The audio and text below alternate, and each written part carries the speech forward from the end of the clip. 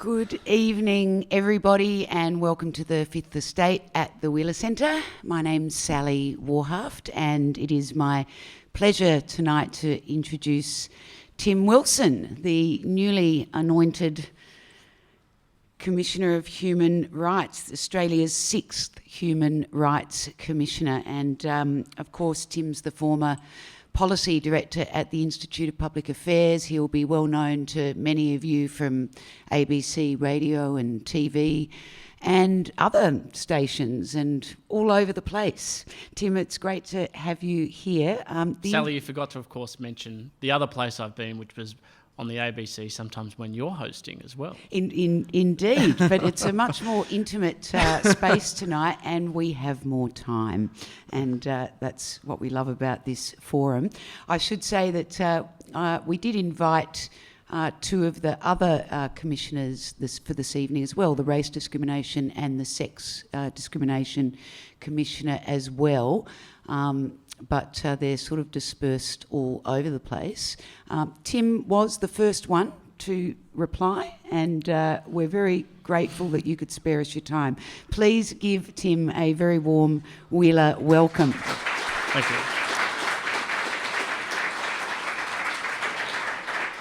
Congratulations on your appointment.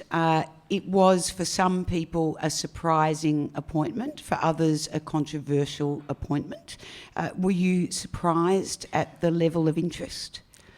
I knew there would be a significant amount of attention, but I don't think I think it was the fourth day in a row of front page newspaper headlines I thought would ever come. I was a little surprised at how it unfolded because, of course, I knew in advance, not significantly in advance, mind you, but only a few days in advance. And it was interesting to watch the debate because as much as some people probably think that I'm dispirited by it, to me it validated the intention, I think, of what the government was actually trying to achieve. And what do you think that intention was? It was to actually get... To rabble-rouse? No. I'm sure for some people it may have appeared that way, but to actually have a debate about human rights. The Attorney-General George Brandis, who obviously through this process I've got to know, shares, like I do, a very deep philosophical commitment to human rights, and that they're the anchor of classical liberal political philosophy, which is the foundation stones of our democracy. It's, very importantly, our democracy. And that we need to reconnect a lot of public debate, for good and bad, for whoever gains and whoever loses at any given time. Those values and ideas back at the heart of national public life. And I think their objective, as much as anything else, was to get it back on the front pages. And, well, if nothing else, that has been achieved. I want to get a little later into this classic liberal theory or philosophy because it is rather interesting. But first, tell us about your role at the Commission, what you think it is. Well, there's the sort of technical component, which is under the Australian Human Rights Commission Act. There is a position of a Human Rights Commissioner established to advocate and educate and inform the public on what human rights are and why they're of value.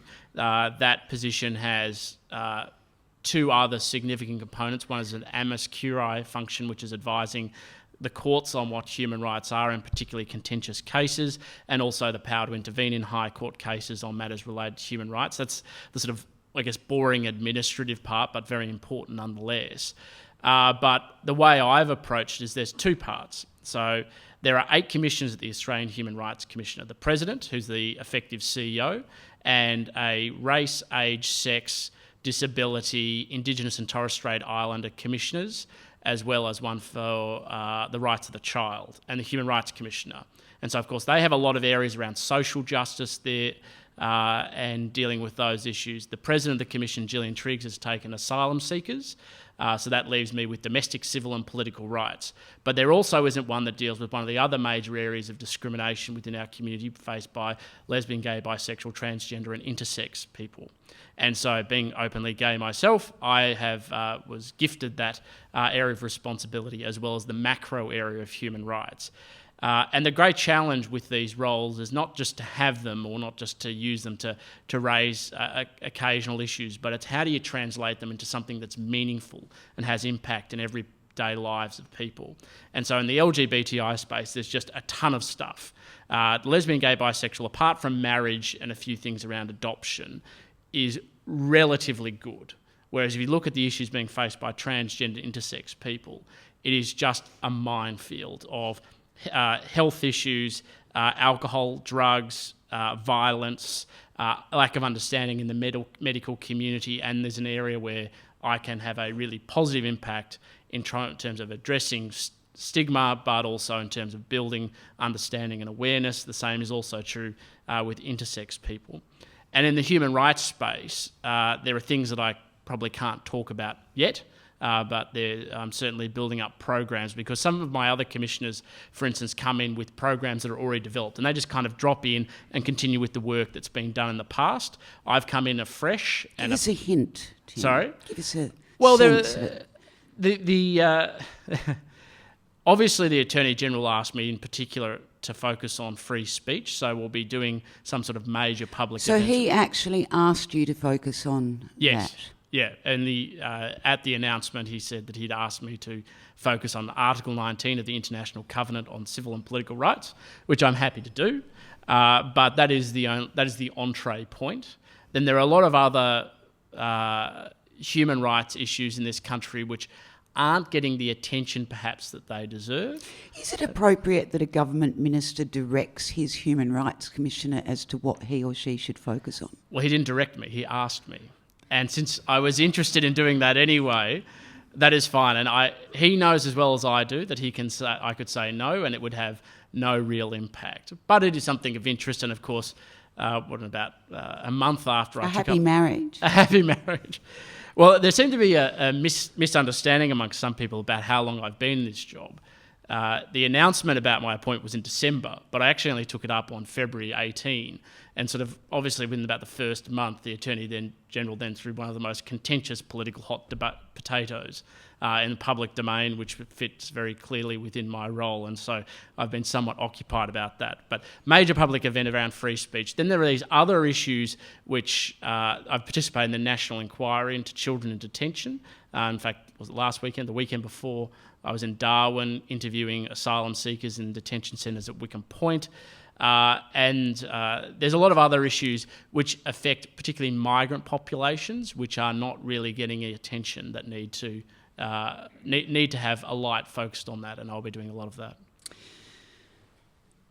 You and again the Attorney-General have criticised the Human Rights Commission for its emphasis on anti-discrimination above other things. Do you think that discrimination is a significant problem in Australia? Well, there are different parts of discrimination. There's essentially just discrimination, unjust discrimination. So we're all discriminatory, which in a way that is non-controversial every day, from the places we go to the people we interact with. As I regularly remind people, the very basis of freedom of association is discrimination. You get to choose who you associate with. But then there's unjust discrimination. And yes, I do think it's a problem and a challenge that we need to constantly address. The issue isn't if we do it, it's how we do it and how we can effectively do it, and then how that interacts with human rights, because aspects of non-discrimination or objectives of non-discrimination do conflict with human rights. If you say people of a certain association have to accept, and we go through this periodic debate in Melbourne where you have the Lyceum Club or the Melbourne Club being told they have to accept everybody of of both genders, that is a violation of human rights by saying that we are going to limit your freedom of association. So yes, these issues emerge. It's when they're just and when they're not just, and what's the most efficient way to deal with them, and whether we should be dealing with them. And when there are other rights that come into place, like property rights, which are an important part of that discussion. So yes, I do, but it's how we deal with them that's the issue. All right, so what are human rights? You wrote a piece in the Canberra Times recently with there's an interesting quote I took from you. Since taking the office of the Human Rights Commissioner, I've gleaned many new insights into the state of human rights in Australia. One of the most important insights is that many Australians seem to have no idea what human rights are. Yes. Which I prickled at that. Yep.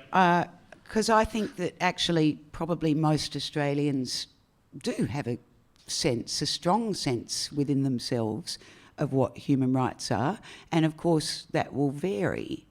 Yes. But what to you are human rights? Well, and has it changed since December?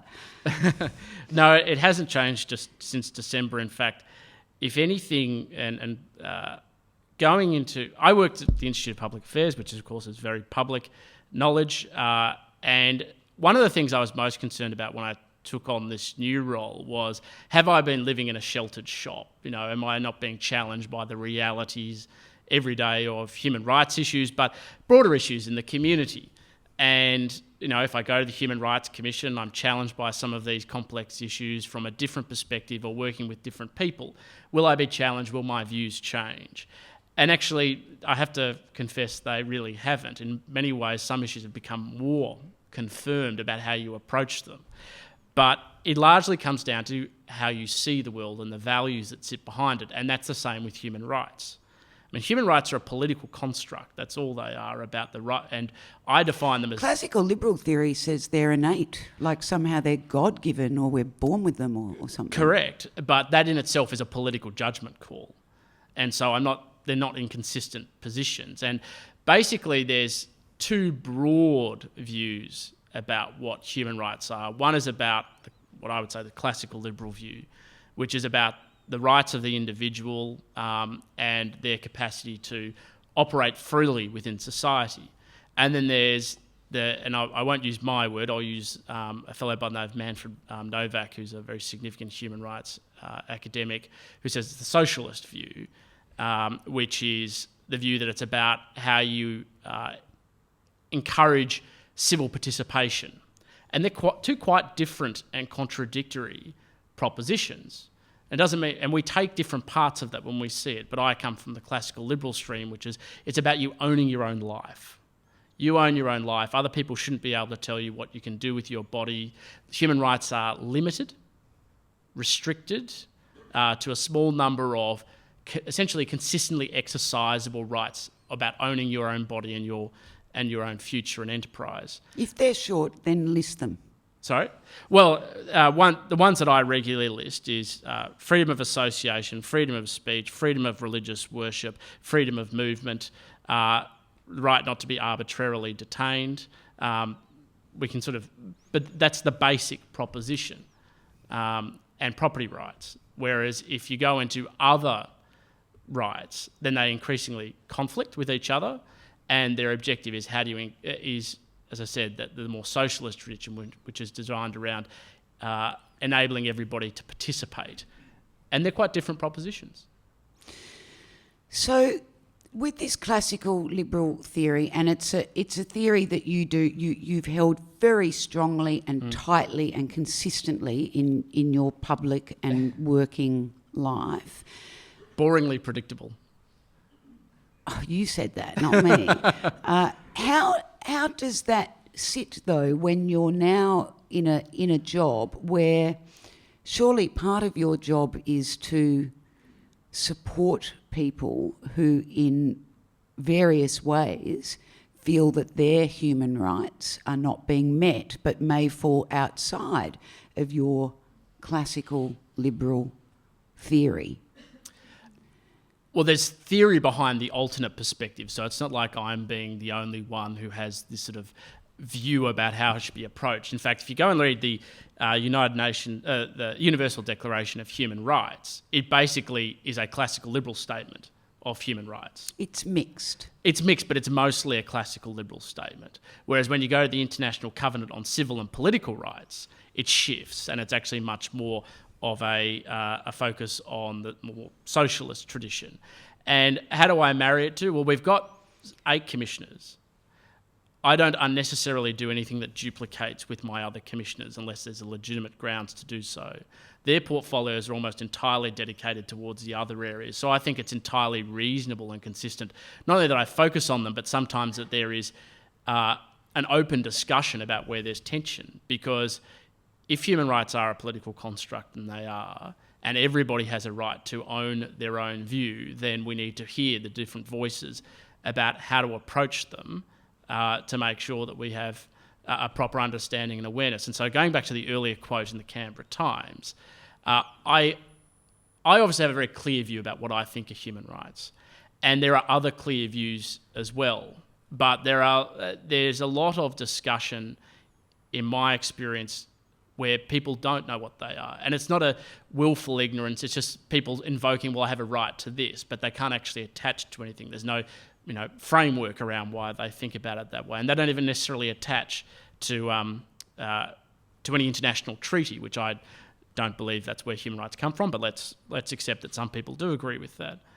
And I think it was borne out, and you would have seen this if you watched that episode of Q&A that I was on recently.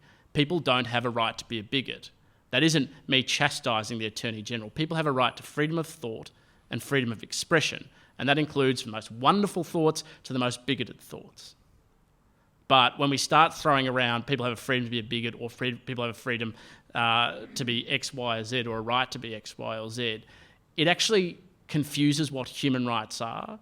It undermines their integrity and why they matter, and how, if you come, certainly from my approach, where they are attached to the inherent dignity of the individual and you owning your own life, that you're, by constantly conflating other things to that status, all it does is dilute the status of what they actually are. So was the Attorney-General's comment about the right to bigotry, did you ring him afterwards and say, George, what the hell did you say that for? I'm only 1 month in. Well, what the Attorney-General chooses to do is his business, and what I do in my office is my business, and I like my other commissioners, I'm independent from government. But I don't think it was a particularly helpful contribution to the discussion, because I think it set the tone wrong. And I know some people just laughed there, but it set the tone wrong, which is we're actually... you think? Oh, I think, absolutely it did. But I think what it actually did is it misframed the extent of the discussion, which is when we're talking about, reforming Section 18C, the Racial Discrimination Act, we're not talking about radical changes of law this wide. It's a very nuanced area around the legal limits of free speech. And what I think he did by that comment was explode it further into saying, well, it goes much further than that, which isn't true. Do you think it was a provocative thing to start with this 18C of all the areas that could have been looked at, to start with something that the only person that seems to really have been at the bad end of it is Andrew Bolt, and this very much a sense with a lot of people that it was political, that this wasn't about human, it certainly wasn't about human rights for you in your new job as the way most people would understand it. For you'd have to come in with that as your first major public issue. Was it the right one to pick? Do you mean for the government? And for you to have to also... Well, I didn't have a choice about whether it was on the table from the outset. But I knew that at the same time when I was going into that it was going to appear. I didn't know the timing. Do I think it was the right issue to pick first off? I don't think it was the wrong issue. And that doesn't give a clear answer, because I don't know what else the government's got in the works, so I don't know whether you can pick something else or not. But I think when you want to change law, you do need to have pre-discussions about why there's a problem, and then engage people with why there's a problem, so that they understand then, okay, well, there's a problem here, then we need to solve a solution. Because to me, I understand a lot of people say it's only about Andrew Bolt, but my genuine view is that is wrong.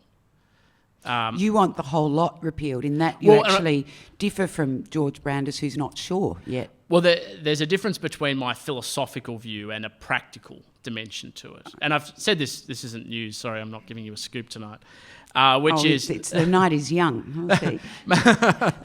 Oh, yeah, I'll give you something else, don't worry. Is that, to me, from sort of my classical liberal view, you should have restrictions on an essential human right like freedom of speech only when it comes into conflict with other rights. And so, for instance, when someone incites violence, it's a no-brainer. I mean, it's obvious it comes into conflict with other people's rights. That's fine. Equally, when there are certain degrees of threat and intimidation, that's also fine. But when you talk about something like offender insult, that's an entirely different proposition, because one of the things that's fascinated me most in the discussion is how much people presume that equivalent laws like this operate for things like discrimination on the vilification on the basis of people's sexual orientation. It doesn't. On the basis of gender, it doesn't. There is in state law, or religion, or any different variety of, I guess you'd say, identity group, whereas that isn't consistent in federal law. It's only about race. And what this issue is everybody's human right to free speech and the limits of that. And we have, under the Constitution, a provision which allows the federal parliament to make laws specifically to people on the basis of their race. To me, there is an inconsistency then to say, and we're going to limit what people can say in that space for well or ill. If the parliament can legislate for it, then we have to be able to speak about it freely. But obviously that doesn't extend to the point where it amounts to incitement to violence, because it comes into conflict with other rights. So that's why I say it's not a debate that's about this huge space. It's actually quite narrow and where the bar sits. And none of the issues that people are raising now are fundamentally any different from the issues that were raised when it was originally proposed in the late 90s. And so it's actually just a rerunning of many of the discussion points and some of the concerns that have come out in terms of the implementation of the law, which I think if you went and read the second reading speeches when they introduced it, you'd say, yes, it is operating outside the consistent objective of the law. What is the problem with it, though, with having an act that sets the tone for community standards and ideas about, I suppose there's decency and respect, but also not threatening people, not intimidating. Why is it okay to intimidate somebody with your words? Well, I've just said before that's not, and that's the legitimate line, but is offend and insult or humiliate the same basis? No, that's not the same. And so I'm very against, there are a couple of principles you've injected into that which I would contest. I don't think that everything that is unacceptable should be unlawful. I think it's a very dangerous position to be in. And a classic example would be if you take that position, in the 50s, unsurprisingly, because people thought it was immoral, homosexuality was illegal. Now, I don't think that's right. Even if people thought it was unacceptable, it should not have been illegal. And if we take that attitude, we have to assume that we're at the end of history and that there will be no more social change. But the other thing is we can't have a line of the status quo about what's acceptable in polite society, social convention, and draw the line and then make it difficult to challenge. Because if we had that, we would still have a substantially more patriarchal society than we have now. We need to constantly challenge and review our society and set the line of... we can set those things through social convention, but not necessarily through law. And that's one of the other misconceptions in this discussion, is that the only way we regulate speech is through law. That's not true. In fact, we have huge numbers of social conventions which operate from me knowing there are certain words I can use in front of my mother, or can't use in front of my mother, but I can use at the pub, to making sure I always say please and thank you. That's at the simple end, but all the way through to more substantive self-regulation, which people engage with. We say, well, I know I'm not going to say that because I might offend people, even if I think so. But not all society is that polite, is it? No, not all society is that polite. But those social conventions and norms exist, and we should be doing everything that we can to encourage them, because they still allow people to step outside of the norms, and they can still be held to account for their conduct, but it doesn't require silencing people and limiting the status quo. And so one of the other ones, and I know apparently there's a protester out the front for me, tonight, which I'm sorry if you're in the room that I didn't get to see you, which is I'm very much in favour of codes and conditions attached to civil society participation. So if you join your local Rotary group, it's not an unreasonable expectation that you have to treat other people with respect, or any other group that operates like that, and also in terms of employment, where people can be fired if they say things which are homophobic, sexist, racist, or anything else. You've accepted as a condition of your employment that you are going to operate in a respectful way. That's an entirely reasonable thing and a way we regulate speech without the use of law. So it doesn't stop people, but it does attach consequences to their conduct. I think, though, that, what you're saying in theory is... Well, it's practice. It happens every day in this country. It happens in some parts of the country, but not in all parts. And for a lot of the people that are the subject to the kind of harassment or intimidation or humiliation and fear that can be attached to that, we know are often the least powerful people in our society, the least likely, often, not always, to be able to fight back. Not everybody has the resources of Andrew Bolt or you or me to be able to answer back or stand up for themselves. And, you know, if you're a disabled migrant subject to some kind of abuse without a job, I mean, there's so many examples you come up. endless Absolutely. examples. What for those people who are surely anxious about the kind of tone of the discussion at the moment? Well, and that's, first I want to say, and people can judge me as they see fit, but even when it comes to the extent of my capacity to make my argument, I always talk about the fact that we're not having a discussion about the legitimacy of racism or any other type of unjust prejudice. It's simply not part of the discussion for me. We're only talking about the ways we solve the problems. And I know that might seem a bit trite, but it's really important, because if it doesn't get said, then people are left with incorrect conclusions. I think some people are. But in answer to your direct question is, what about those people? Well, firstly, obviously, everybody in the community has a responsibility to stand up against unjust prejudice. And law is only one form of deferred responsibility. We defer it to the state through collective action to say it's okay. But as I've outlined already, there are other ways that we defer that responsibility to other standards that operate within the community. But the one, I think you're confusing, Sally, is you're conflating free speech with the platforms people enjoy. And they're different things. They're very different things. Because, take, let's just say a contrarian columnist who writes articles which sometimes criticise other people. Now, obviously, there's a power imbalance between that individual who writes that article and the individual who may be the target of that. But it's a self-correcting problem.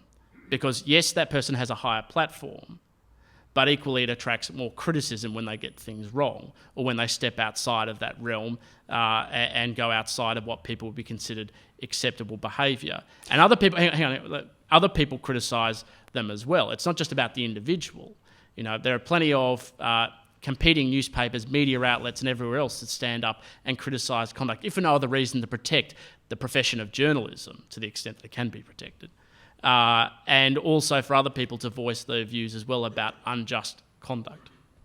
Yeah, but I mean, I'm not talking so much about the Andrew Bolts. I'm talking about all the other cases that have gone over the years that haven't, of course, got attention, that have been quietly, mediated or resolved in one way or another, where everyday power imbalance is just as real. Not all of them are about power imbalance either. They often are. Not all of them. And some are, I don't dispute that for a second, but a lot of them are. A lot of them are about the line and where the line sits and how far they've gone or not gone. In my submission, which I won't, again, I'm not going to deny you an opportunity for a headline tonight, Sally, but in my submission to look into these provisions, I'll be making some constructive comment about them. But it comes back to that point, which is not all problems can be solved by law. Not all of society's ills can be solved by law. A lot of it's about cultural change. It takes time, and the law plays a part in that. I'm under no illusions about that. But it isn't the only instrument. And one of the things that bothers me most about this discussion, other people have things that bother them, is the deference that law is the only way to deal with them, where one of my colleagues, Tim Soutsa-Parmesan, inherited the national anti-racism strategy and is doing a great job prosecuting that. And that is, I suspect, more important on a day-to-day basis in challenging racism in parts of the community than the law is. It's much more repetitious. It's much more engaged with people where they're existing rather than the law, which sort of sits in the background by comparison. And those are the sorts of things that I'm very supportive of, and I'm equally keen to be doing those things in the LGBTI space that I cover as well. You've talked about wanting to have a more sort of civic participation, and which is a terrific idea. It's hard to materialise. That's the problem. But part of it has to start with people being expected to do things rather than deferring it elsewhere. Well, I mean, I suppose some of the difficulty I have with your arguments about this is that it would be fine if we lived in a near perfect society, say, or let alone perfect. Yep. But I mean, I think we're talking about people's living memory where certain people in our society couldn't vote, where we have real issues right now about the way certain people are treated, such as asylum seekers. Yep. And the language around that, the tone that is set, and that law can support other measures. I mean, the Universal Declaration on Human Rights, of course, is not a law, but part of its aims, and it's been very successful in this, has been to give governments something to go on in thinking about laws for their countries. Is law all bad? Can't you have both? I've never said law is all bad and never will, because law absolutely has an important role in setting up the framework. It's only, as I said, to the extent that where the line hits. And you're right, the Universal Declaration of Human Rights, what it actually did was essentially try and normalise, and internationalise essentially Western liberal thought, classical liberal thought, broadly speaking, and human rights across the globe. Now, of course, there are plenty of places where that still isn't respected, and you can go through different examples if we wish, but it has tried to establish a norm which is broadly accepted by the international communities, and is broadly a good thing. So law is not always bad, but the assumption that I'm making, which you think we're sort of a close to utopian society, I reject. We are not at the end of history. We have a long way to go to reach a more perfect society, a more perfect community, a more perfect government, a more perfect economy, a more perfect everything. But I think that criticism can be equally made of the alternate perspective, which is that government is an unsullied beast and it operates in a utopian fashion, and it doesn't. And that laws are always designed in a way that is perfect, which I don't. And absolutely, I believe in more responsibility for individual citizens. And that includes me, that includes you in terms of civic participation and the extent to which we can make a better contribution to our society. Because if we don't take responsibility for it, then the government is expected to take responsibility for it. And why would we take responsibility for something the government is going to take care of? I don't see how that's a good outcome versus us being active citizens and participating. That doesn't mean we can do everything ourselves. There are some things that are out of the scope and control of us as individuals. There are some things which are bigger and broader issues. But I do think we have to accept a degree of responsibility. And I'm not afraid of going out and saying that, because I think it's a fundamentally positive message. You are responsible for the community you live in. You are responsible for the society we live in. That is a good thing. And if we all participated more, we would be a better society for it. We're going to have plenty of time for questions tonight. So if you would like to ask Tim a question, just put your hand up and somebody will put a microphone in it. Hey, Tim. Hi, what's your name? Hi, Sandra. Hi, Sandra. Nice to meet you. One of the things I thought was interesting about George Brandis was that he was criticised in the Herald and a few other places for quoting Voltaire. They tried to say, oh look, he's had the nerve to compare himself to Voltaire. Do you agree that that's unfair on Brandis? I mean, he was getting back to the roots of these classical liberal ideas about freedom of speech. They sort of tried to demonise him. I actually thought that was really funny. I have to say, I thought the criticism of that as well was kind of odd, because I don't think he was trying to compare himself to Voltaire. He was simply, well, firstly, it's a misattributed quote from Voltaire. My understanding is a quote from his biographer of Voltaire's general concept that, you know, defend to the death other people's right to say what they disagree with.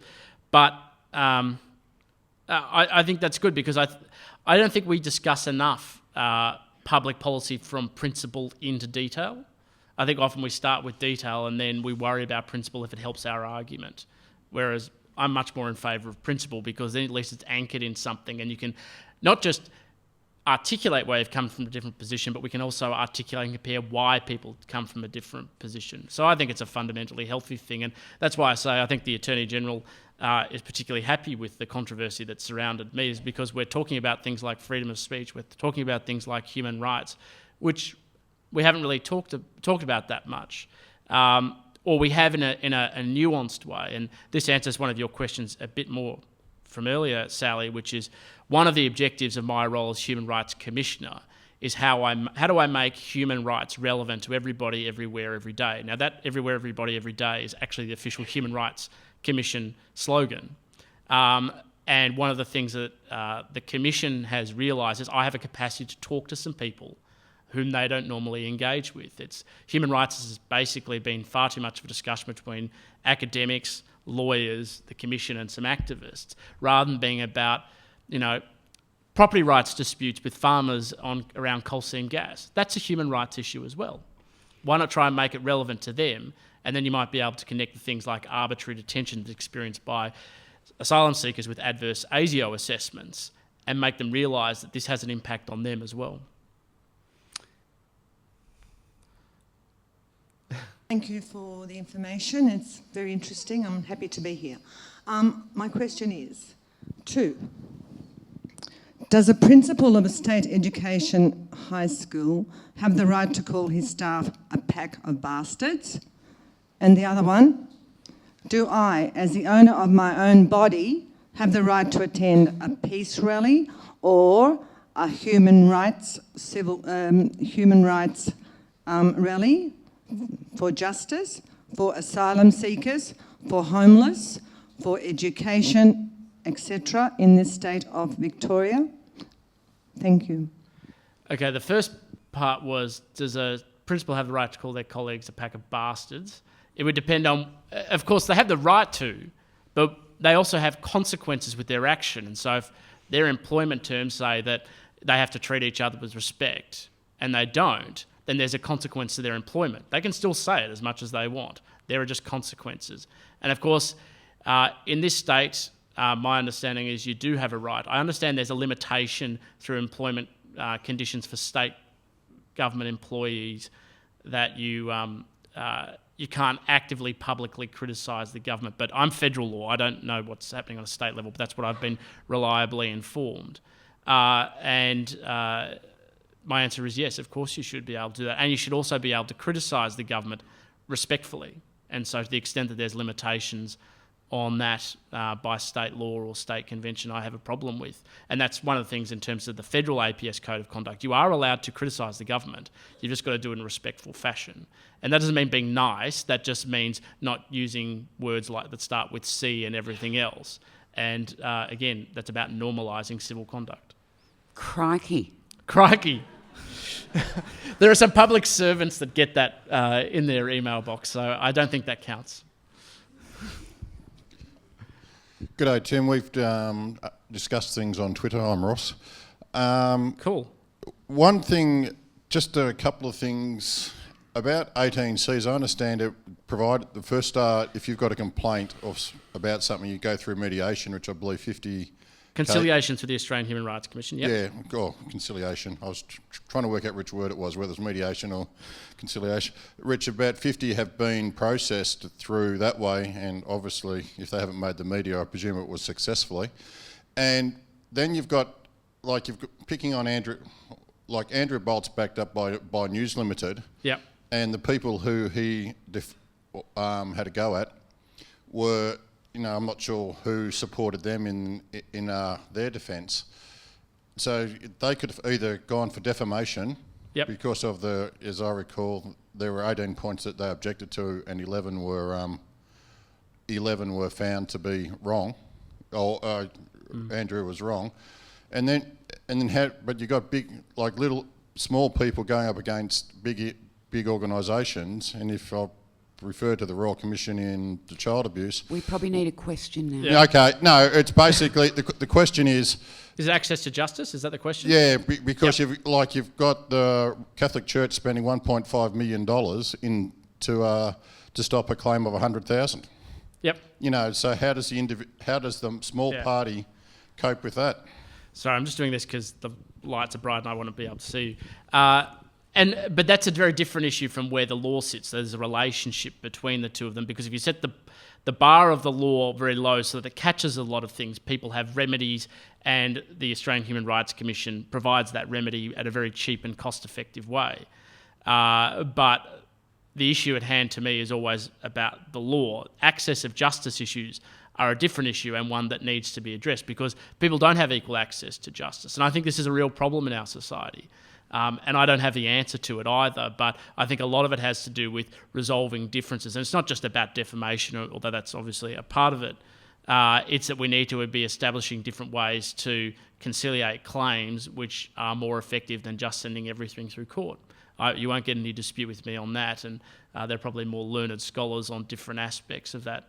And some people have argued that we should actually have essentially private courts to operate in some of these spaces to make things more efficient. Hi Tim, how you doing? Good, how are you? Not too bad. I'm going to be asking a question on public debate, and also on UN human rights treaties. Yeah. Because I've actually had the chance to work with the Office of the High Commissioner for Human Rights in New York. Cool. So, in the spirit of public debate, I've noticed that when you talked about 18C, you haven't really mentioned, you might have mentioned ICPPR, so ICCPR, but you haven't... International Covenant on Civil and Political Rights. Right, but you haven't actually talked about International Convention on the Elimination on All Forms of Racial Discrimination. Yep. And also, there's been people who've actually written articles talking about specifically why the issue, race discrimination is an issue because of institutional discrimination, like white privilege. Have you actually have you actually discussed these issues with those two issues, the ICERT and the issue of privilege? Well, the issue of privilege, I mean, you've seen what I've said tonight. So I've mentioned the ICCPR a couple of times, but I haven't mentioned the racial discrimination one. And that's largely because my fellow commissioner, the Race Discrimination Commissioner, talks about that, and he's more bound to promote that. And my role is actually to promote the ICCPR and how that operates. And they're different in terms of dealing with issues around racial hatred.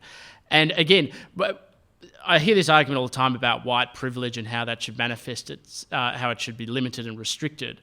And I'm not against the proposition that we need to challenge dominant hegemonic groups that have a lot of influence in society. The question is how, and it's the difference between whether you think it should be done through law or whether it should be done through civic participation, through political activism, and all of those sorts of things. And people should be more than free to do that. I mean, the broader issue around the differences between the international covenant, or the two international covenants, is partly about a recognition of how much racial hatred can be used to prosecute very unjust causes against particular groups within the community, which I don't dispute whatsoever. In fact, one of the things I'm very hard line about is non-discrimination with government. And one of the things that concerns me is when you see government adopting discriminatory policies that target one group or another. It doesn't have to even be based on race. It can be based on anything, because everybody should be equal before the law. And that's another one of the issues that comes up with the operations of 18C and how it practices itself. Does that mean we should get rid of the standing orders in Parliament? So, well, which aspect of the standing orders? Well, the ones that force our politicians to actually not use certain language in Parliament. No, well, they're welcome to have their own codes which limit how they conduct themselves and to be able to hold themselves to account. I think that's an entirely reasonable thing to do. These covenants often are in contradiction, aren't they? They're not always consistent. And one of the things I've sort of sensed from it is that, I mean, these are really detailed, complex things. And but I don't see how, for instance, you and the Race Commissioner cannot be working together, at least at times, on trying to find a way to communicate these complexities and tensions, but without it just playing out as a kind of ideological dispute. That these covenants, these documents, these ideas behind them deserve something much more nuanced, and something that our political culture right now just simply doesn't seem up to. That's true, and one of the criticisms I would have is when we deal with things through law, and not just through law, but when we shelve things and say that's settled, you stop talking about them. And it's like talking about, I keep coming back to things like homophobia because I'm obviously very familiar with it.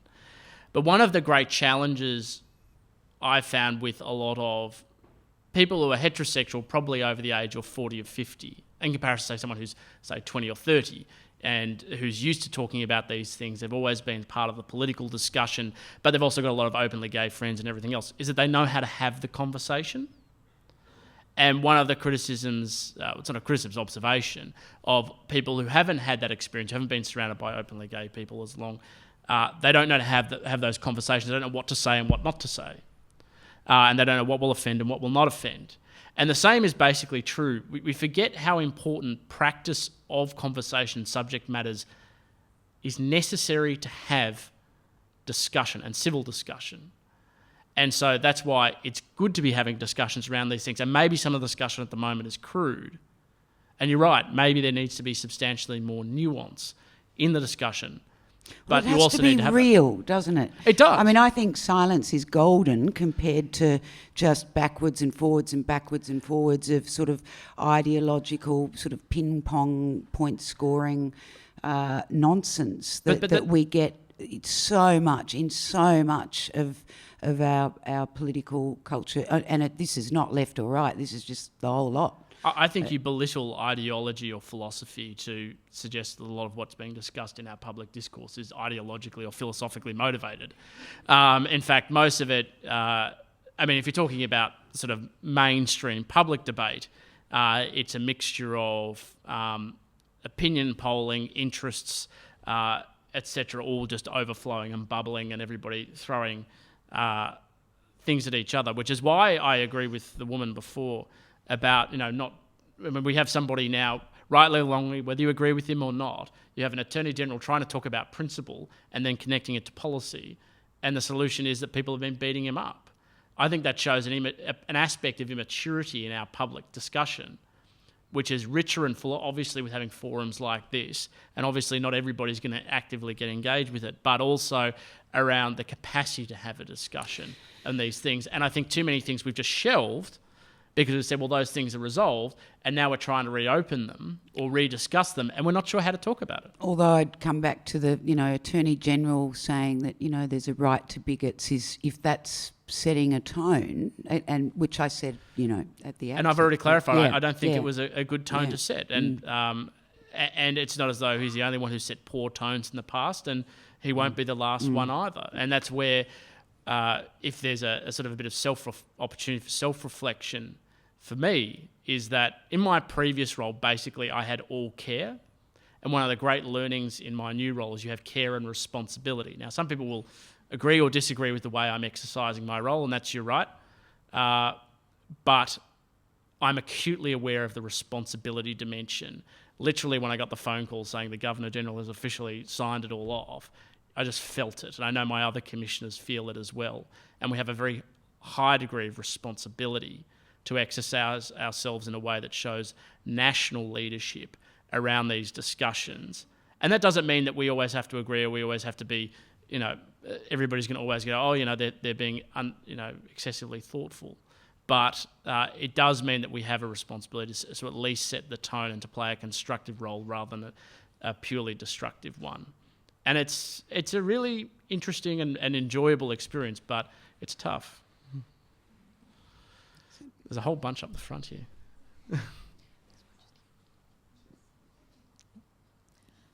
I'm a brown-skinned, disabled Muslim single mother, and I've got to say I've been torn between asking your question and just exercising my right to free expression by flashing my arse at you. But I'll ask a question / make a comment. You talked about how free speech should only be constrained when it clashes with other rights, and I just can't see how people exercising their right to make offensive racial remarks doesn't constrain those rights. And I've got to say, the whole human rights being on the front page since, well, particularly since George Brandis, misquoted Voltaire, I don't see how that hasn't, because the feedback I'm getting from my social network of, particularly young Muslim women is that there has been a lot of more hostile racial speech directed towards them, and that it impinges on what I would consider their right to assembly, their right to be in public, their right for workplace and educational participation. How does it not clash? How does particular types of speech not clash with those rights? Well, that's why we're having a discussion about where the line is, because it's possible to have discussions about some subject matters which will offend people. So one that's regularly used, particularly people from Sydney, and I don't want to breach confidences, but I got a piece of mail today where the subject matter of the Turkish genocide against the Armenian people is regularly raised because they have a very large Turkish and Armenian population. And I got a letter from one particular group today where it was quite strident about whether that existed or did not, and the extent to which they felt that their rights were being impinged on or not. Now, if we're going to limit discussing things like historical fact because it may offend or insult, I have an issue. But if it goes to the point where it actually limits people's rights and their capacity to exercise their rights, then it's a different discussion, but it's about a line. And even the courts, in something around offender insult, have interpreted the law, or have deliberately sought to misinterpret the law because they recognise the way the law is written is too low a bar. And so we're not operating in a clear space, and it's a gap, and it's about making sure we get the line right. Because what we can't do is take subject matters off the table for discussion, respectfully and constructively, but we do also have a responsibility to limit the sorts of abuse that you're outlining that may have a real impact, and that's what it's a challenge. It's not straightforward.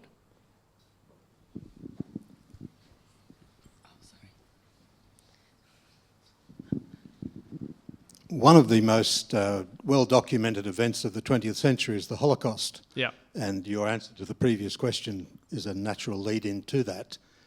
Now, in certain parts of the world, it's an offence, a criminal offence, to deny the Holocaust. And some people like David Irving and I think Frederick Tobin in South Australia have been convicted, and I'm not sure whether they've both gone to jail or not. But I wonder how you feel, and I'd be interested too in how Ms. Warhaft feels about the criminalisation of denying something which most of us accept as a fact, as an historical event. Yeah, I'm quite straightforward about this. I don't believe that you should be free thought should be criminalised. I think it's a very dangerous thing. There's no ambiguity about what my view is about those two individuals. As far as I'm concerned, they live in caverns of hate, and I do not like anything, but I do not think that you should have laws criminalising what people can think. And so that's the honest answer.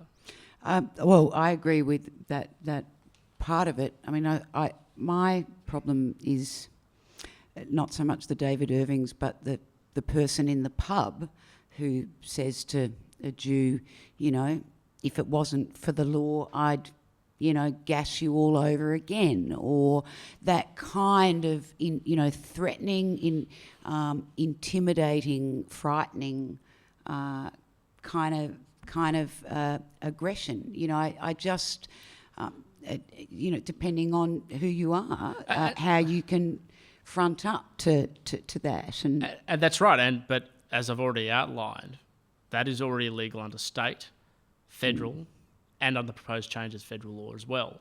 And that's thrown into the clear end in which everybody goes, yep, that's unacceptable, but not at the other end, which is where it's more nuanced than that. And so, I mean, denying the Holocaust to me is just stupidity. And one of the best, it assumes that by making it illegal, that it somehow contains the problem. The problem is that people believe things which are not accurate, like the Armenian genocide. There are countries, by the way, that make it illegal to deny the Armenian genocide as well. I think France does that. And it's like racism in general. We can pass a law here that racism is illegal today, but it doesn't mean it goes away. If we followed that line, you'd have to go to jail for your views on climate change. Well, that would be to misrepresent my views on climate change. We haven't actually we can have a long discussion about that. Unfortunately, sadly, it's not our topic today. But we have, of course, discussed it many other times. We have, but anybody who has bothered to listen to my views on climate change would not end up with the conclusion that I am, quote, a denialist, or, in fact, I've never really met anybody who's been in the camp of denialists. There are people who are skeptics. But even then, that is a very bad precedent, because there are contestable issues that should be discussed around the state of the science, the economics, and the policy of climate change. It doesn't matter what you use are, pro or against. I'm just saying out of broad principle, and it should be. And I am absolutely against criminalising that.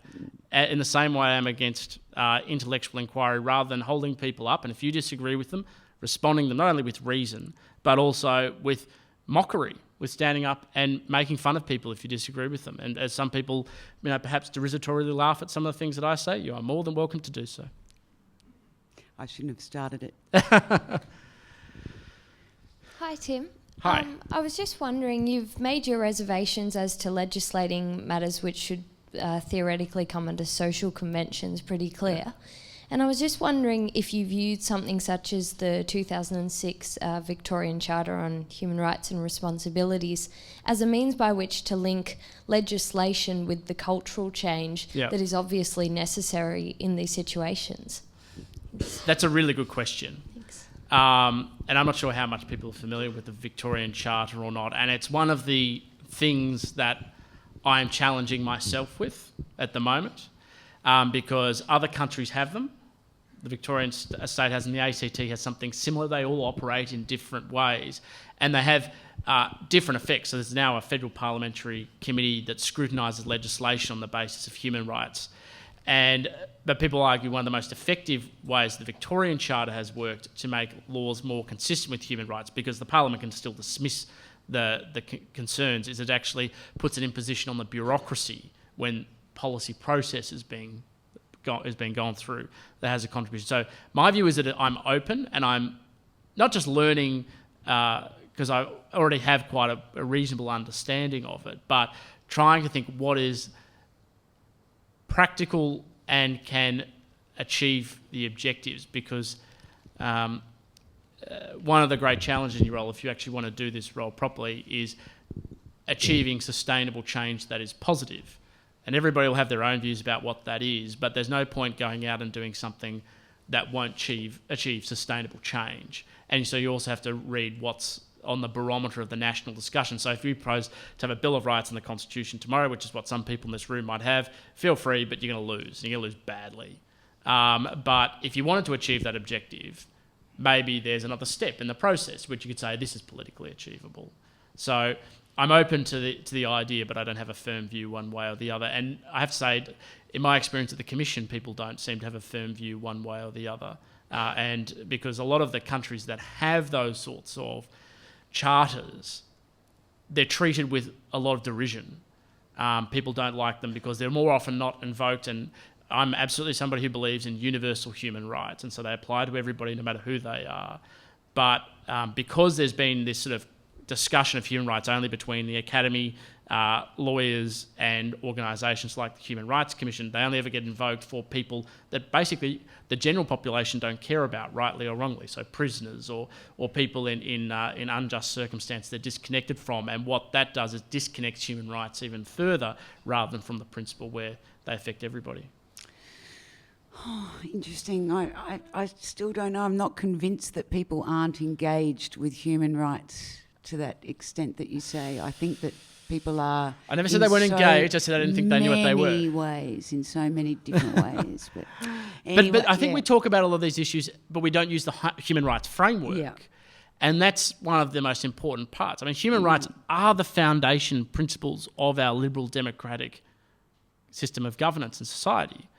But I don't think a lot of people view them through that. They look at them through what is practical. And it's part of the sort of utilitarian nature of Australian society, which is actually part of its wonderful charm. We're not sort of out there on grand ideological crusades one way or the other. Often the time we look at things and what works.